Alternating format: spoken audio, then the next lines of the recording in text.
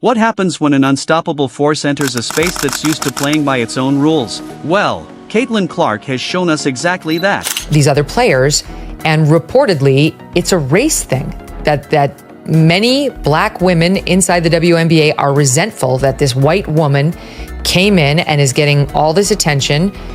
Nobody disputes that she's an amazing basketball player. And the reaction from the WNBA has been nothing short of controversial. Why is a league that should be celebrating talent seemingly tearing it down? Is it because of jealousy, insecurity, or something much deeper? Caitlin Clark get abused and taken out. I mean, even during timeouts, people are intentionally walking into her, bumping into her, doing things mid-play and after the play. Caitlin Clark, without a doubt, is one of the best basketball players the WNBA has ever seen. Yet, for some, that's not the headline. The narrative many are pushing isn't about her game-breaking skills or how she's breaking records left and right. No, it's about her skin color. But the WNBA has totally failed at whether it's not putting her on the Olympic team, not using her in promotions, being hesitant to put her at the forefront of the league. I think the WNBA has missed a huge opportunity, and the only reason, Megan, that we're talking about it and you're talking about the WNBA is because of Caitlin Clark. In a league dominated by black players,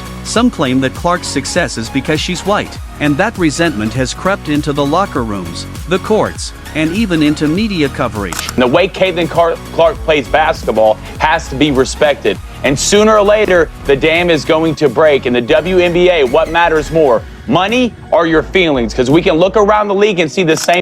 But here's the real kicker. It seems like Caitlin is being punished for her success, and not just by the media. On the court, it's a different story. Time and time again, she's been physically targeted, whether it's being knocked to the ground, poked in the eye, or disrespected during games. All this while others brush off these actions as just part of the game.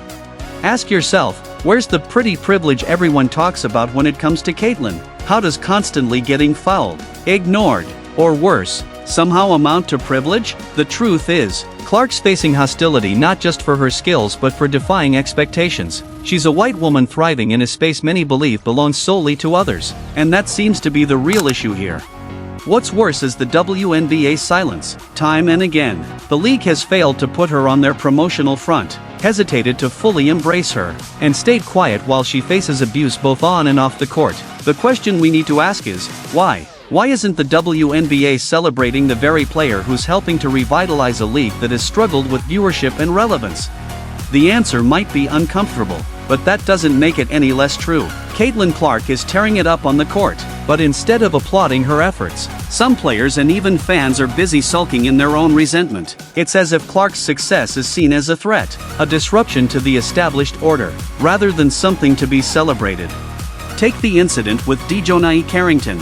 For example, Carrington literally scratched Clark's eye out during a game, and the WNBA's response? Crickets. If anyone else had done that to another player, there would have been outrage, fines, and perhaps suspensions. But with Caitlin, it's somehow brushed off as accidental or inconsequential. Carrington's half-hearted defense? I didn't know I hit her. Really? That's the best we can do?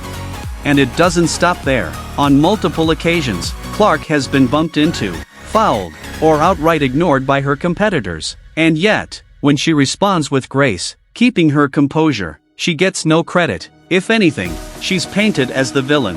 Why? Because it's easier to blame her than to acknowledge her talent.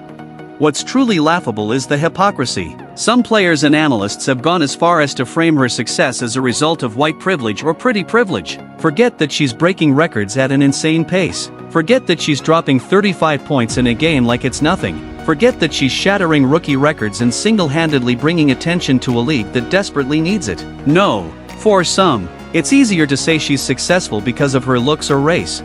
If Caitlin Clark were anything but herself, say, if she had tattoo sleeves, purple-dyed hair, and was a loud advocate for left-wing politics, would the WNBA treat her differently? Would they then celebrate her as an icon? This isn't just about basketball anymore. It's about the complicated dynamics of identity, success, and race in a sport that should be solely focused on talent.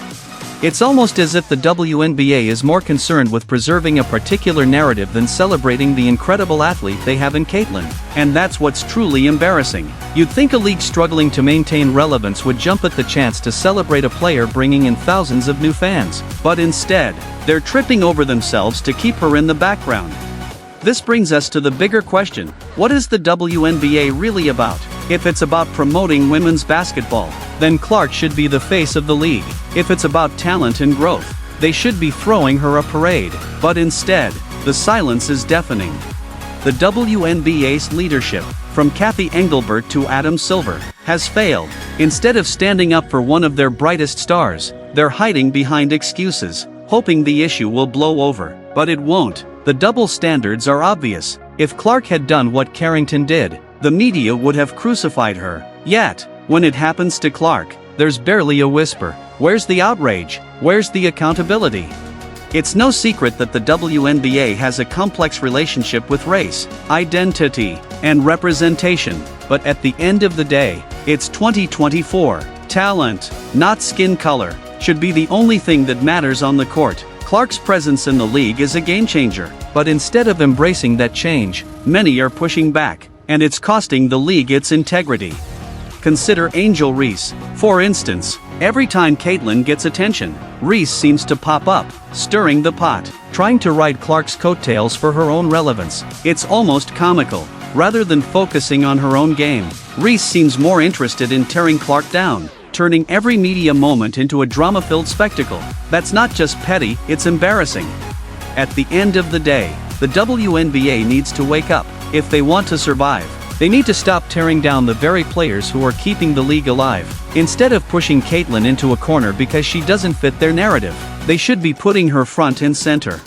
Talent speaks louder than pettiness, and Caitlyn Clark's talent is deafening. The real question the WNBA needs to ask itself is simple: what matters more, petty grievances, or the future of the league? Because right now, it looks like they're choosing the former, and if they continue down this path, it will cost them everything. At SportPulse, we're here to say what others won't. Caitlyn Clark is the future of the WNBA, and it's time the league and its players started acting like it.